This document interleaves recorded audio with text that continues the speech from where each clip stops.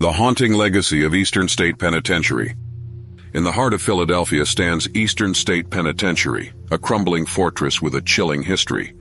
Built in 1829, it was designed to be the most advanced prison of its time, emphasizing total isolation as a form of rehabilitation. But what started as a revolutionary idea soon turned into a nightmare for its inmates, leaving behind a legacy of despair, madness, and what many believe are restless spirits. This is the haunting story of Eastern State Penitentiary. At its opening, Eastern State Penitentiary was considered a marvel of architecture and reform. Its unique radial design featured cell blocks that extended like spokes from a central hub. This allowed guards to monitor all areas without ever being seen. But what truly set the prison apart was its use of solitary confinement. Prisoners were locked in tiny, windowless cells for 23 hours a day. Each cell had a small skylight, referred to as the Eye of God, to remind inmates that they were being watched. When outside their cells, inmates wore hoods to prevent them from seeing or being seen by others. They had no human contact, not even with the guards who delivered food through small openings in the cell doors. The goal was to encourage reflection and penance, but the reality was far darker. Many prisoners succumbed to insanity, screaming into the silence or pacing endlessly in their confined spaces. The psychological toll was immense, and reports of prisoners harming themselves or others became common. By the early 1900s, the prison abandoned its strict solitary confinement model, but the damage had already been done. Over its 142 years of operation, Eastern State housed some of America's most infamous criminals, including Al Capone. Capone's time at the prison is a story in itself. Unlike other inmates, Capone's cell was luxuriously furnished, complete with a rug, fine furniture, and even a radio. However, Capone reportedly experienced terrifying paranormal encounters. He claimed to be haunted by the ghost of James Clark, a victim of the St. Valentine's Day massacre which Capone had orchestrated. Guards often heard Capone screaming in the night, begging someone named Jimmy to leave him alone. Another notorious inmate was Slick Willie Sutton, a bank robber who attempted a daring escape through a tunnel he and other inmates spent a year digging. Although they escaped, they were quickly recaptured, adding to the prison's dark lore.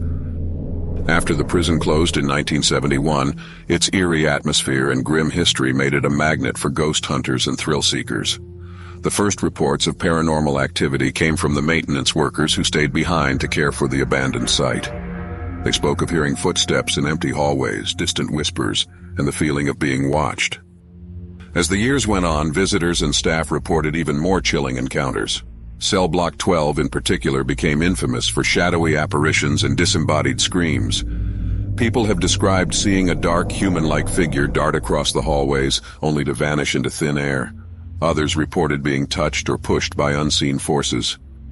Several locations within Eastern State Penitentiary are considered hotbeds for paranormal activity. Cell Block 12, known for shadowy figures and echoing screams, visitors often feel a sudden drop in temperature and hear whispers coming from empty cells. Cell Block 4, famous for ghostly faces appearing on the walls, paranormal investigators have captured unexplained voices in this area. Death Row. The air here is said to be oppressively heavy, with visitors reporting intense feelings of dread and hearing the sound of dragging chains. The Guard Tower. Some have seen a shadowy figure standing in the tower, believed to be the spirit of a long-dead guard. One of the most infamous stories comes from a tour guide who was locking up for the night. As she walked through Cell Block 12, she heard heavy footsteps behind her. Thinking it was a colleague, she turned around, but no one was there. The footsteps continued, growing louder until she fled the cell block in terror. Another visitor reported seeing a man in 19th century clothing walking down the hallway. When they followed him, he disappeared through a solid wall. Visitors to Al Capone's cell have reported hearing faint, jazzy music playing, despite there being no speakers nearby. Some claim to feel a presence watching them, as if Capone himself or something else never left. Paranormal investigators have flocked to Eastern State, drawn by its reputation as one of the most haunted places in America. Teams have recorded eerie EVPs, electronic voice phenomena, including voices saying, "Help me and get out." Thermal cameras have captured unexplained cold spots, and motion detectors have gone off in empty hallways. One investigator described an experience in which they felt a hand grab their shoulder, only to find no one behind them. Another team captured video of a shadowy figure walking across a corridor, disappearing as they approached.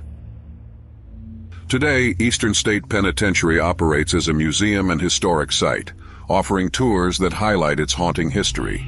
Every October, it transforms into a haunted attraction called Terror Behind the Walls, where visitors can experience its creepy atmosphere firsthand.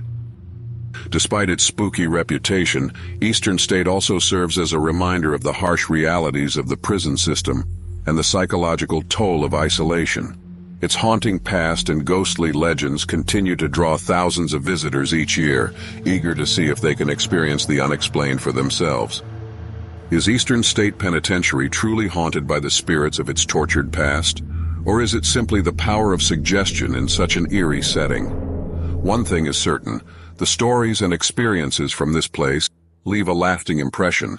Whether you're a skeptic or a believer, Eastern State's chilling history is impossible to ignore. Would you dare to visit Eastern State Penitentiary?